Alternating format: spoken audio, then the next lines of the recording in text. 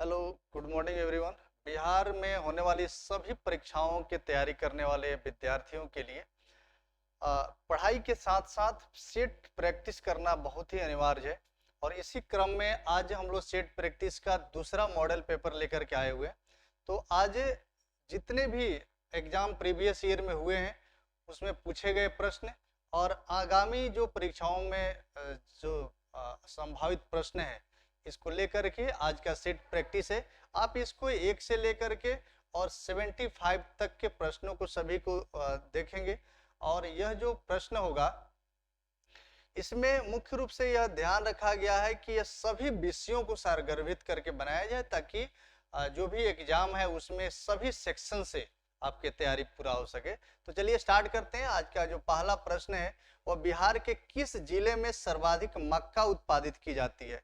तो सर्वाधिक मक्का के उत्पादन में बिहार का जो खगड़िया जिला है यह सबसे आगे है और खगड़िया जिला 1 नंबर पर। तो 1 का जो राइट आंसर है वह खगड़िया है। बिहार में तिलहन उत्पादित करने वाला जो प्रमुख जिला में से कौन सा सही नहीं है। तो इसमें मुंगेर, समस्तीपुर, पूर्णिया और सहरसा। तो मुंगेर में जो तिलहन का उत्पादन है ये नहीं हो पाता है, यह पहाड़ी एरिया है और यहाँ पर मोस्टली तिलहन पौधों का उत्पादन नहीं होता है।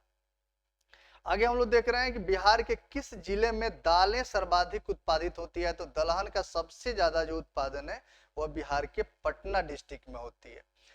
तो तीनों प्रश्न काफी महत्वपूर्ण है। आगे चौथा हम लोग देख रहे हैं कि बिहार के किस जिले में गन्ना सर्वाधिक उत्पादित होता है।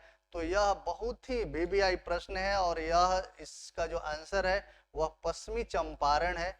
पश्चिमी चंपारण में बिहार का सबसे ज्यादा गन्ना का उत्पादन होता है। फिर उसके बाद में जूट उत्पादन के क्षेत्र में, जूट जो हमारा जो पटसन है उसको जूट हम बोलते हैं। तो जूट उस एरिया में होता है जहां पर पानी की उपलब्धता सबसे ज्यादा होती है। बिहार में जूट उत्पादित करने वाला जो प्रमुख जिला है हमारा वह पूर्णिया है। पूर्णिया में सबसे ज्यादा जूट का उत्पादन होता है। आगे हम लोग देखते हैं छठे प्रश्न को। तो इसमें कहा जा रहा है कि 2 सागरों अथवा जलाशयों को जोड़ने वाली जो संकरी पट्टी होती है उसको क्या कहते हैं। जैसे मान लीजिए कि यह जल का एक स्रोत इधर है, ये जल का स्रोत है और एक जल का स्रोत इधर है और बीच में अगर स्थल है, इसको अगर बीच में इस तरह से जोड़ने वाला कोई जलीय संरचना है तो इसको हम जल डमरू मध्य के नाम से जानते हैं, या इसको चैनल बोलते हैं, या इसको हम नहर के नाम से जानते हैं। तो इसका जो राइट आंसर है वो है जल डमरू मध्य। 1940 ईस्वी के दौरान कांग्रेस के जो अध्यक्ष रहे थे ये रहे थे डॉक्टर राजेंद्र प्रसाद। तो इसका राइट आंसर सी है। फिर नेक्स्ट है दांडी अभियान कब प्रारंभ हुआ था। तो दांडी यात्रा से संबंधित जो प्रश्न है इसको आप समझ लीजिए कि नमक आंदोलन को लेकर के महात्मा गांधी ने साबरमती आश्रम से यह आंदोलन प्रारंभ किया था और यह आंदोलन दांडी से 12 मार्च 1930 ईस्वी को स्टार्ट किया था और वे साबरमती समुद्र के किनारे है, ये वहां पर 6 अप्रैल 1930 ईस्वी को पहुंचे थे। कुल इन्होंने 240 मील की दूरी तय की थी और इसमें ये 72 प्रतिनिधियों के साथ इन्होंने यह यात्रा प्रारंभ किया था। लेकिन जब ये साबरमती पहुंचे तो वहां पहुंचते पहुंचते एक बहुत बड़ा जन सैलाब उमड़ पड़ा था और यह जो यात्रा थी यह नमक सत्याग्रह या दांडी मार्च के नाम से जाना जाता है। तो इसका जो राइट आंसर है यह है 12 मार्च 1930। नेक्स्ट 9 नंबर जो प्रश्न है उसमें भारतीय राष्ट्रीय कांग्रेस के प्रथम अधिवेशन का अध्यक्षता किसने किया था। बहुत सुंदर प्रश्न है, यह कांग्रेस के अधिवेशन से संबंधित है। अगर कांग्रेस के अधिवेशनों का हम बात करें तो कांग्रेस का जो स्थापना है यह 1885 ईस्वी में यह हुई थी। इसका जो बैठक है यह 28 को पहली बार हुई थी और 29, 30 और 31 प्रति साल इस 3 दिन इसका अधिवेशन आयोजित होता है।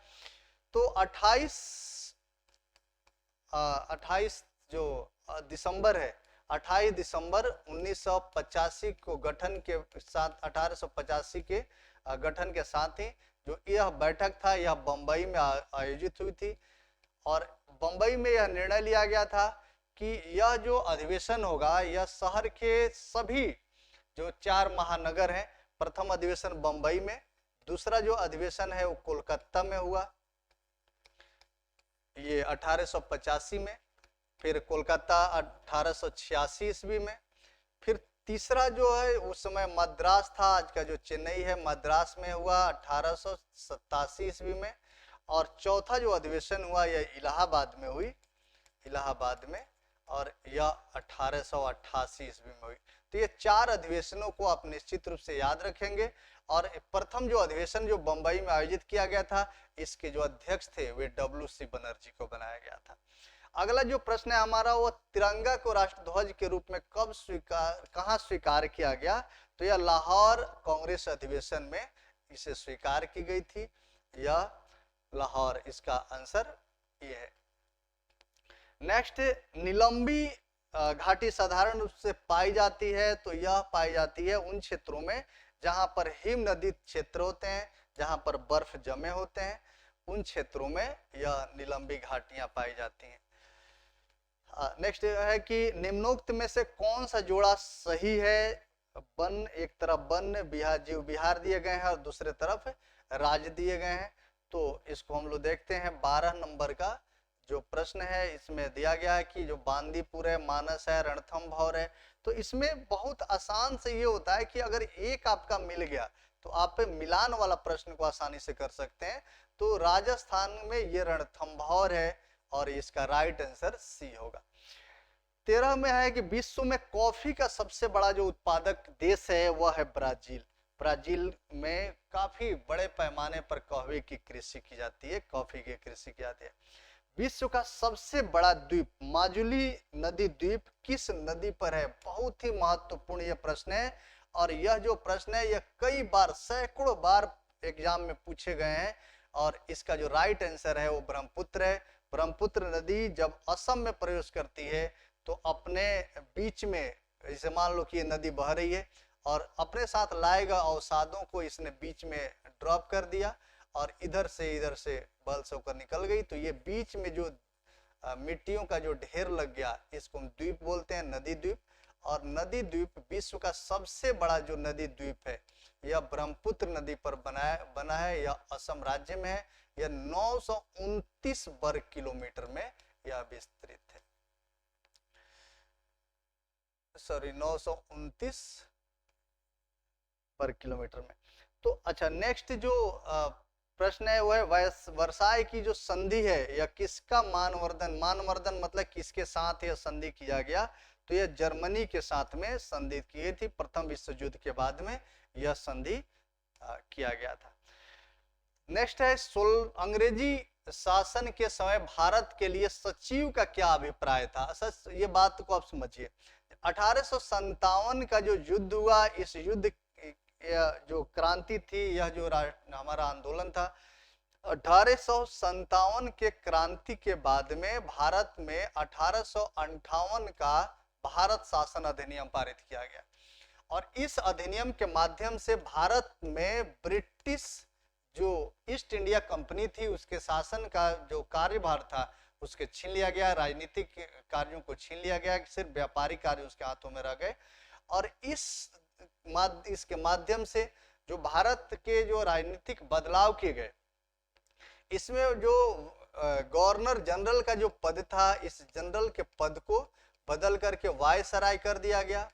और एक ब्रिटेन में एक मंत्री हुआ करते थे जो भारत के कार्यों को देखेंगे, तो ब्रिटेन में जो मंत्री हैं उनका नाम भारत सचिव रखा गया। और यह सचिव जो ब्रिटेन में रहते थे, ब्रिटेन के संसद के या मेंबर थे, और इनको भारत के कार्यभार संभालने का जिम्मा दिया गया।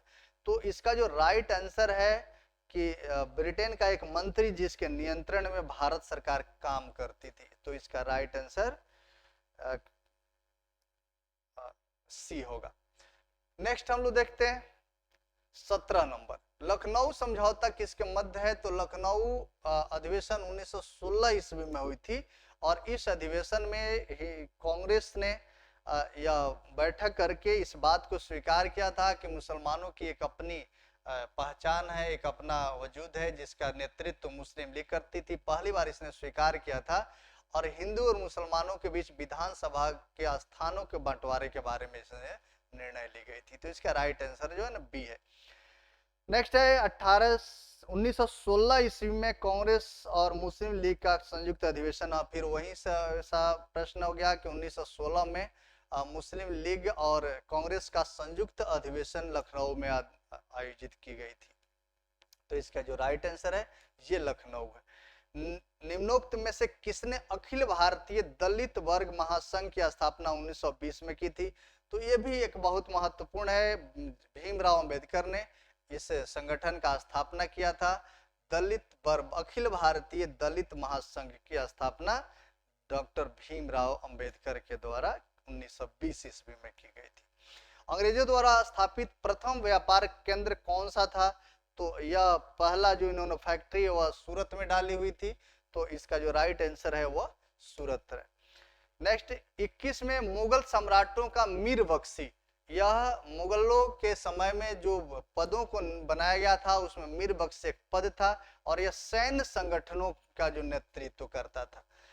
निम्नोक्त में से कौन मौर्य वंश का अंग नहीं था? तो मौर्य वंश का बिंदुसार अशोक के पिता थे, तो ये मौर्य वंश से ही संबंधित थे। चंद्रगुप्त मौर्य तो मौर्य से ही संबंधित थे। और अजात शत्रु का संबंध हर्यक वंश का था, ये बिंबिसार के पुत्र थे। तो कुल इसका जो राइट आंसर है यह ये अजात शत्रु होगा। कब और किस महाराज्यपाल ने भारत में अंग्रेजी को शिक्षा का माध्यम बनाने का निर्णय लिया है? तो यह लॉर्ड विलियम बेंटिक ने यह निर्णय लिया था कि भारत में जो शिक्षा का जो माध्यम हो वह अंग्रेजी शिक्षा को अपनाई जाए। 24 में कि निम्नोक्त में से भारत में स्थानीय शासन का अग्रगामी कौन था? अग्रगामी मतलब कि इसका नेतृत्व किसने किया? भारत में स्थानीय स्वशासन का पिता किसे कहा जाता है? तो ये लॉर्ड रिपन है, जिन्हें भारत में स्थानीय शासन का पिता के नाम से जाना जाता है। संगम युग का जो संबंध है यह तमिलनाडु से है। इसमें उत्तर भारत और दक्षिण भारत के जो संस्कृतियां हैं यह मिलती हैं, इसलिए इसको संगम के नाम से जाना जाता है। निम्नोक्त स्थानों में से किसमें रैयतवारी बंदोबस्त लागू किया गया था? तो मद्रास और बंबई का जो एरिया है इसमें रैयतवारी व्यवस्था स्थापित की गई थी। तो इसका राइट जो आंसर है वह मद्रास और बंबई है। आप काफी गौर से इन सारे प्रश्नों को देखेंगे और इन एक एक प्रश्न आपके परीक्षा के लिए महत्वपूर्ण है। इन प्रश्नों ये सारा जो प्रश्न है या किसी न किसी रूप में एग्जाम में रख दिए जाते हैं, तो आप इसको बहुत गौर से देखिएगा। भारत के मुख्य निर्वाचन आयुक्त का जो कार्यकाल होता है यह 6 वर्ष अथवा 65 वर्ष की आयु तक, इसमें जो पहले हो जाता है, जैसे 6 वर्ष पूरा हो जाए या उनका उम्र 65 वर्ष हो जाए, तो ये इसका राइट आंसर सी है। 28 नंबर प्रश्न को देखते हैं कि भारतीय संघ राज्य क्षेत्र का दैनिक प्रशासन किसके द्वारा संचालित होता है? तो राज्य संघ का जो दैनिक प्रशासन कहने का मतलब है कि जो भी केंद्र शासित प्रदेश है उन प्रदेशों में का जो प्रशासन का संचालन होता है वह किसके माध्यम से होती है? तो वहां पर एक उप राज्यपाल नियुक्त किए जाते हैं। तो इसका राइट आंसर डी है। निम्न में से भारत के किन 2 राज्यों के लिए एक ही उच्च न्यायालय है? तो यह हरियाणा और पंजाब 2 ऐसे राज्य हैं जिसका जो राजधानी है चंडीगढ़ में है और इनका एक ही हाई कोर्ट है जो चंडीगढ़ में स्थापित है। लोकसभा में राष्ट्रपति द्वारा एंग्लो इंडियन संप्रदाय के कितने सदस्य को मनोनीत किए जा सकते हैं? तो इसका जो राइट आंसर है यह 2 है। अब इसको समाप्त करने की बात की जा रही है। तो इसका जो राइट आंसर है वो है 2। पुनः प्रतियोग्य ऊर्जा स्रोत का एक उदाहरण। पुनः प्रतियोग्य का मतलब होता है कि जो रिन्यूएबल एनर्जी के जो स्रोत हैं वो कौन सा है? तो जैव मात्रा है। यह इसका राइट आंसर डी है। राज्य विधान परिषद की सदस्यता की अवधि, विधान परिषद के जो सदस्य होते हैं इनका जो अवधि होता है, इनका जो कार्यकाल होता है वह 6 वर्षों के लिए होता है। प्रत्येक 2 वर्ष के बाद इसमें से 1/3 जो सीट है वह खाली हो जाता है और इसको भर दिया जाता है। यह भी राज्यों के लिए एक अस्थायी सदन है। जिस तरह से केंद्र में राज्यसभा होती है, उसी तरह राज्यों में यह विधान परिषदें होती हैं। भारत का संविधान सभा का अध्यक्ष कौन था? तो इसमें दो तरह से प्रश्न पूछे जाते हैं। आप इस बात का ध्यान रखिएगा कि अगर कभी प्रश्न पूछा गया कि अस्थायी अध्यक्ष कौन थे, तो अस्थायी अध्यक्ष डॉक्टर राजेंद्र प्रसाद थे। अगर पूछा जाए कि संविधान सभा के अस्थायी अध्यक्ष किसे नियुक्त किया गया था, तो ये सच्चिदानंद सिन्हा थे, जिन्हें सच्चिदानंद सिन्हा इन्होंने इनको अस्थायी अध्यक्ष बनाया गया था। मांग वक्र प्रदर्शित करता है कि कीमत और मांग की मात्रा में, अब ये जो प्रश्न है इकोनॉमिक्स का प्रश्न है, आप इसको देखिएगा। आप जानते हैं कि यदि मांग में वृद्धि हो जाए, अगर मांग बढ़ जाता है, मांग अगर बढ़ जाए तो कीमत स्वतः बढ़ जाती है, और यदि मांग कम हो जाए तो कीमत ऑटोमेटिक घट जाती है। तो यह कह रहा है कि इससे केवल प्रत्यक्ष संबंध है, प्रत्यक्ष रूप से अनुपातिक संबंध है तथा प्रत्यक्ष रूप से संबंधित भी है। व्युत्क्रमानुपाती संबंध है, प्रतिलोम संबंध है, केवल प्रतिलोम संबंध है। यह अनुपातिक है और यह प्रत्यक्ष इसका संबंध है कि अगर मांग में वृद्धि होगी तो इसका मूल्य वृद्धि होगा, यदि मांग में कमी होगी तो मूल्य में भी कमी आएगा। इसका नेक्स्ट है 35 नंबर सवाल है, भारत का राष्ट्रीय आय का सबसे बड़ा जो अंश है वह कहां से आता है? तो हमारा जो आयकर है यह सबसे बड़ा क्षेत्र है जहां से हमें राष्ट्रीय आय में इसकी प्राप्ति होती है, और यह तृतीय क्षेत्र से संबंधित है। विश्व बैंक का उदार ऋण प्रदान करने वाली खिड़की किसे कहा जाता है? तो उदार ऋण के लिए मतलब कि आसानी से हमें जो ऋण प्रदान करते हैं वो अंतर्राष्ट्रीय मुद्रा कोष है। IMF के द्वारा हमें ऋण की प्राप्ति होती है। 37 नंबर प्रश्न है कि निम्नोक्त में से कौन सा राष्ट्रीय आय का भाग नहीं है? कौन सा ऐसा सेक्टर है जिसको हम राष्ट्रीय आय में शामिल नहीं करते हैं? तो इसमें आप देखें, मजदूरी और वेतन इसे शामिल किया जाता है, लाभ को शामिल करते हैं, किराया को शामिल करते हैं, राष्ट्रीय ऋण पर ब्याज को शामिल नहीं किया जाता है। तो इसका जो राइट आंसर है वह है राष्ट्रीय ऋण पर ब्याज। ये भुगतान है और बाकी जो चीजें हैं वह प्राप्ति है, तो प्राप्ति को हम राष्ट्रीय आय में शामिल करते हैं। निम्नोक्त में से कौन सा तृतीय क्षेत्र का भाग है? आप पहले समझ लें कि प्राथमिक क्षेत्र उसे कहा जाता है जो सीधे सीधे प्रकृति से संबंधित है। प्राथमिक क्षेत्र मतलब जैसे कृषि, वन, मत्स्यन, मतलब जिसको सीधे सीधे प्रकृति ने दिया है, जिसको आप बना नहीं सकते हैं, जो आपके जो मानव के बस में नहीं है, वो सारा के सारा क्या है? प्राथमिक क्षेत्र है। अच्छा, इनका जब हम प्रोसेस करते हैं अपने उपयोग के लिए, मतलब कि जब हम उद्योगों का प्रयोग करते हैं, तो जिन पदार्थों में उद्योग लग गया यह क्या हो गया? द्वितीयक, यह प्रोसेसिंग क्षेत्र है। द्वितीयक को क्या बोलेंगे? Processing area. और इसमें काम करने वाले जो लोग हैं, जो सेवा देने वाले लोग हैं, यह सभी के सभी जो सेवा क्षेत्र है यह तृतीयक क्षेत्र है। तो कुल मिलाकर के जो प्रकृति से संबंधित है वह प्राथमिक है, जो उद्योगों से संबंधित है वह द्वितीयक है, और जो सेवा से संबंधित है जैसे होटल है, सर्विसेज है, परिवहन है, ये सारा के सारा तृतीयक क्षेत्र से संबंधित है। तो प्रश्न कह रहा है कि इसमें से कौन सा तृतीयक क्षेत्र का है? तो पशुपालन सीधा सीधा प्रकृति से संबंधित है। सूत का जो निर्माण है यह फैक्ट्री से संबंधित है, तो ये द्वितीयक क्षेत्र का हो गया, ये प्राथमिक हो गया, ये प्राथमिक हो गया। विद्युत और जो परिवहन है, परिवहन ट्रांसपोर्टेशन आपको सर्विस मिलता है, विद्युत का जो सप्लाई है वो आपको सर्विसेज देती है, तो इसका जो राइट आंसर है यह ये होगा। नेक्स्ट है 12वीं पंचवर्षीय योजना की अवधि क्या है? तो इसका जो अवधि है 12वीं पंचवर्षीय योजना आयोग की अंतिम योजना रही, और यह इसका जो अवधि था यह 2012 से 2017 तक के लिए था। लेकिन जो नई सरकार बीजेपी की आई, इसने इसको 1 जनवरी 1915 से 2015 से इसे स्थगित कर दिया। 31 दिसंबर 2014 को इसको समाप्त करते हुए 1 जनवरी 2015 से नीति आयोग को लागू किया और नीति आयोग अपनी योजनाओं को बना रहा है। तो इसका जो राइट आंसर है यह डी हो जाएगा।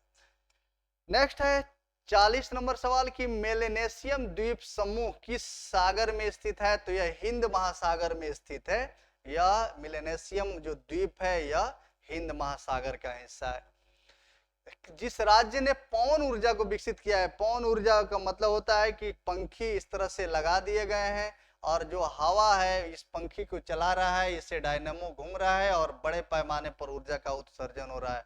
तो यह गुजरात राज्य बहुत बड़े पैमाने पर ऐसा कार्य किया है। तो राइट आंसर इसका गुजरात है। जिस महाद्वीप से होकर काल्पनिक रेखाएं कर्क रेखा, मकर रेखा और भूमध्य रेखा, आप देखें 3 रेखाएं जिससे होकर गुजरती है, वो आपका अफ्रीका महादेश है। अफ्रीका महादेश का जो स्थिति है वो आप वर्ल्ड मैप पर अगर देखेंगे तो ये आपका यूरोप का हिस्सा है और यहाँ पर ये जो एरिया है यह अफ्रीका का है। और यहाँ से कर्क रेखा, यहाँ से ये आपका जो भूमध्य रेखा और यहाँ से मकर रेखा होकर गुजरती है। तो तीनों रेखाएं जो है यह अफ्रीका महादेश से होकर गुजरती है। तो इसका राइट आंसर अफ्रीका है। नेक्स्ट 43 है कि निम्नोक्त देशों में से किसमें सबसे अधिक भूमि के प्रतिशत पर खेती की जाती है? तो कनाडा ऐसा देश है जहां पर सर्वाधिक एरिया पर सबसे ज्यादा एग्रीकल्चर किया जाता है। तो इसका राइट आंसर कनाडा है। भारत के संविधान द्वारा कितनी भाषाएं स्वीकृत की गई है? तो भारत जो संविधान ने स्वीकार किया वो मूल रूप से 14 भाषाओं को स्वीकार किया गया था, लेकिन अमेंडमेंट करके 8 और भाषाओं को हमने जोड़ दिया। तो इसका जो राइट आंसर है वह 22, वर्तमान समय में 22 भाषाएं इसमें शामिल है। 45 नंबर का सबसे विशाल चिनाई बांध का निर्माण किस नदी पर हुआ है? तो ये महानदी पर या उड़ीसा में हुआ है। इसका नेक्स्ट है कि किस ग्रह को सांझ का तारा के रूप में जाना जाता है? सांझ का तारा, भोर का तारा, पृथ्वी की बहन, ये सभी जो नाम है यह शुक्र का नाम है। शुक्र को हम सांझ का तारा, भोर का तारा, चमकीला तारा के नाम से जानते हैं। ऑस्ट्रेलिया की बृहद प्रवाल रोधिका, बृहद प्रवाल रोधिका जो है वह ऑस्ट्रेलिया के पूर्वी तट पर स्थित है और ये इसका राइट आंसर पूर्वी तट है। निम्नोक्त स्थानों में से कौन सा 1857 के विद्रोह का महत्वपूर्ण केंद्र नहीं था? तो केंद्र सबसे जो बड़ा था वो झांसी था, कानपुर था, लखनऊ था, लेकिन आगरा नहीं था। इसलिए इसका जो राइट आंसर है यह 48 का ये होगा। निम्नोक्त में से कौन सा शिवाजी की राजधानी थी? शिवाजी मराठों के शासक थे, इन्होंने अपनी जो राजधानी था यह रायगढ़ में रखा हुआ था।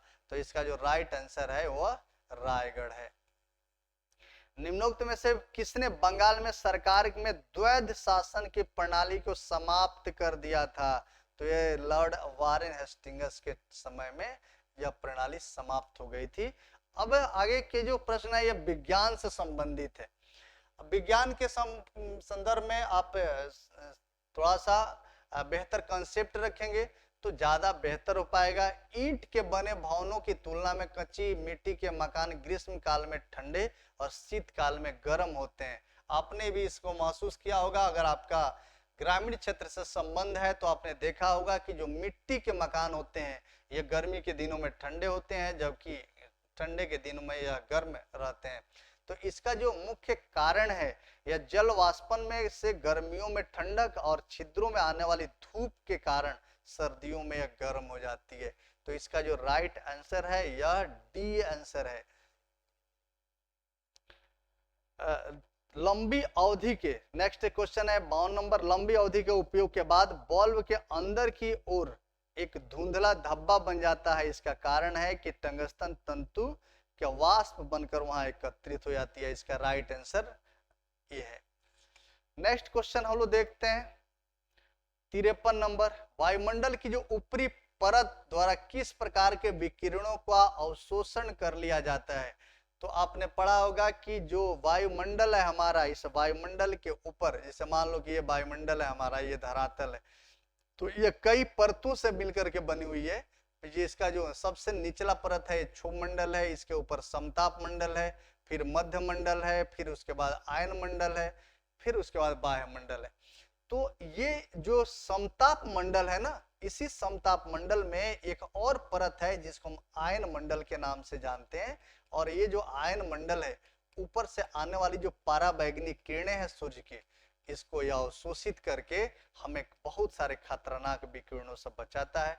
तो इसका जो राइट आंसर है वह पराबैंगनी। एड्स, गलसुगा और पोलियो में सामान्य तत्व क्या है? ये तीनों ही बीमारियां वायरस के द्वारा फैलती हैं। तो आइए देखते हैं इसमें जो विकल्प है, इसमें ये दिया हुआ है कि छोटे बच्चे तुरंत प्रभावित हो जाते हैं, इसके लिए अभी तक कोई प्रभावशाली टीका या द्रव्य विकसित नहीं किया गया। गलत है, ये सब विषाणुओं द्वारा फैलते हैं। राइट आंसर है ये सब के सब विषाणुओं द्वारा फैलते हैं। नेक्स्ट जो है 55 नंबर सवाल को देखते हैं। बर्फ के टुकड़े एक गिलास शुद्ध जल और एक गिलास शुद्ध अल्कोहल में डालने पर बर्फ पर क्या प्रभाव पड़ेगा, इस बात को हम यहाँ पर देखते हैं। तो इसमें है कि अल्कोहल के ऊपरी स्तर पर यह तैरेगी, हालांकि जो बर्फ के टुकड़ा है वह पानी पर भी और अल्कोहल दोनों पर तैरती है। कौन सा एंजाइम प्रोटीन को पेप्टोन में बदल देता है? तो यह पेप्सिन है। यह पेप्सिन यह अमाशय से निकलने वाला एक एंजाइम है। अमाशय में जब हमारा भोजन जाता है तो प्रोटीन के पाचन के लिए यह पेप्सिन निकलता है, और यह जो पेप्सिन है यह प्रोटीन को पेप्टोन में बदल देने का काम करता है। नेक्स्ट जो हमारा प्रश्न है वो है 57 नंबर। मनुष्य के शरीर में लौह की कमी का क्या परिणाम हो सकता है? तो अगर शरीर में लोहे की कमी हो जाए तो आपको रक्त अल्पता कहें, या इसको रक्त की कमी कहें, या इसको एनीमिया बीमारी कहें, ये आपको हो सकता है। रक्त अल्पता या इसको एनीमिया भी आप कह सकते हैं।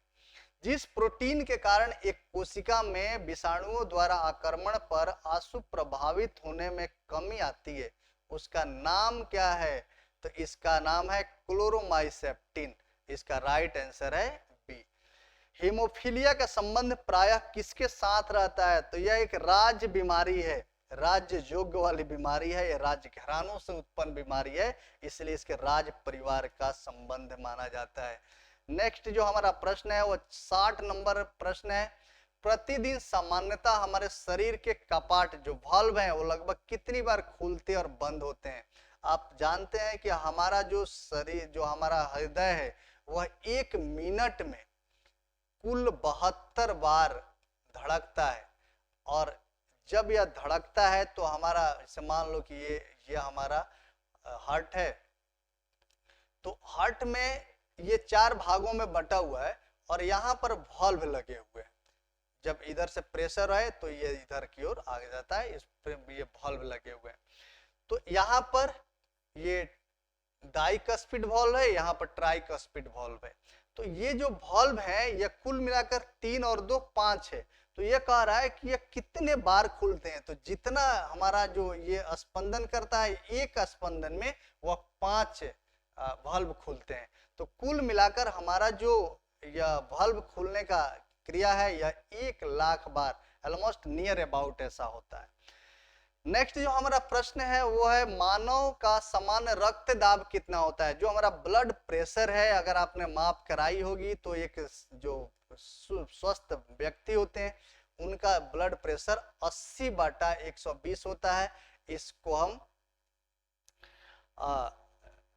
80/120 इसका ब्लड प्रेशर होता है। नेक्स्ट है गन्ना के पौधे प्राय कायिका प्रवर्धन। कायिका प्रवर्धन मतलब कि उसी ये गन्ना का पौधा है ना, इसी पौधा को हम काट काट करके रोपते हैं। ऐसा इसलिए होता है क्योंकि इसमें बीज पैदा नहीं होते हैं। इसका राइट आंसर ये है।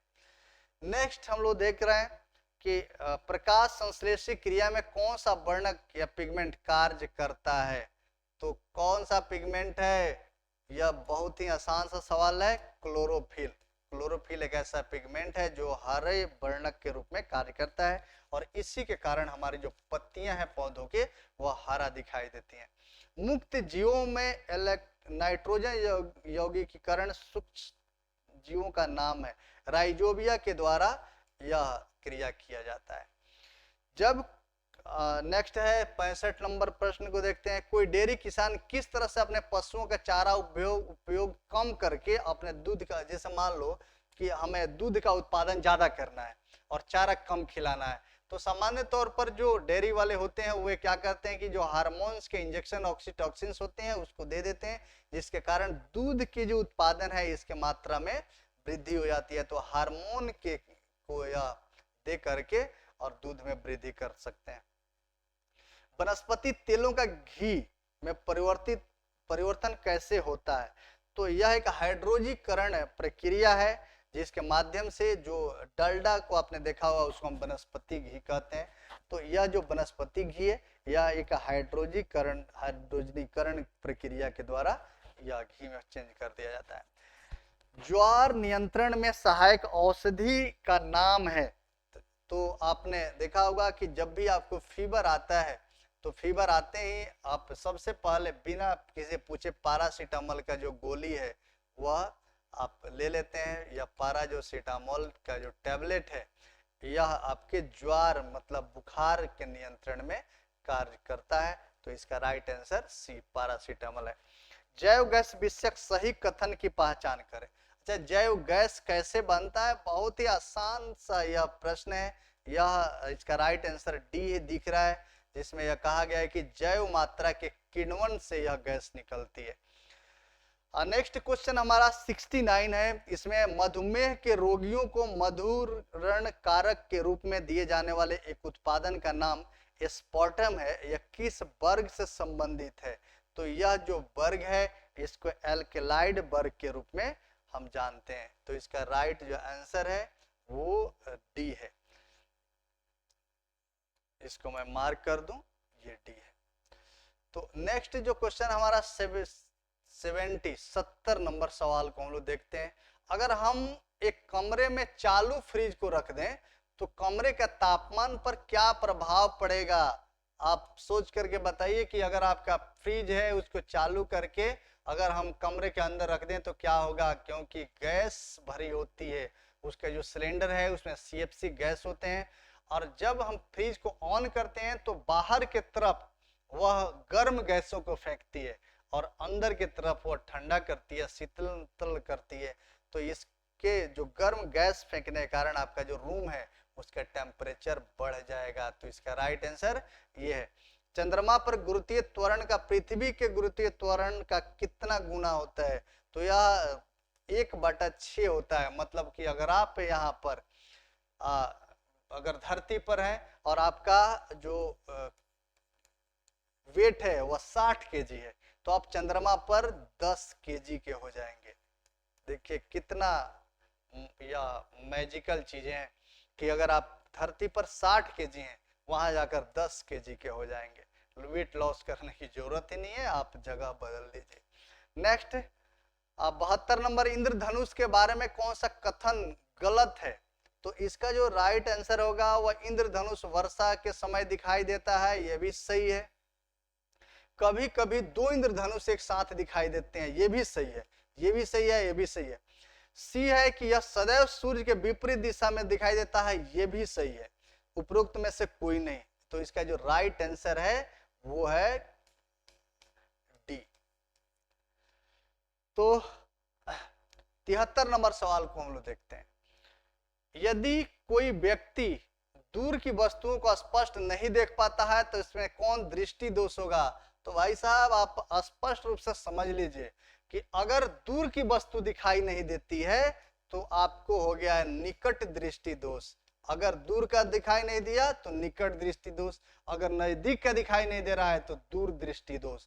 तो यह कह रहा है कि किसी को दूर की वस्तु दिखाई नहीं दे रही है तो उसको क्या हो जाएगा? निकट दृष्टि दोष।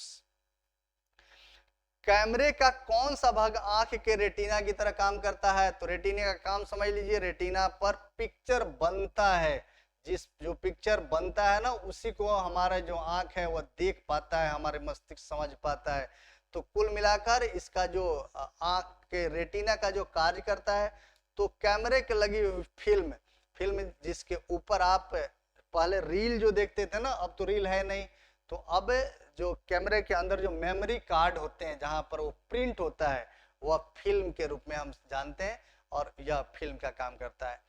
कंप्यूटर में प्रयुक्त होने वाला आईसी चिप्स समानता किसकी बनी होती है? सिलिकॉन का बना होता है, सिलिकॉन इसका राइट आंसर है।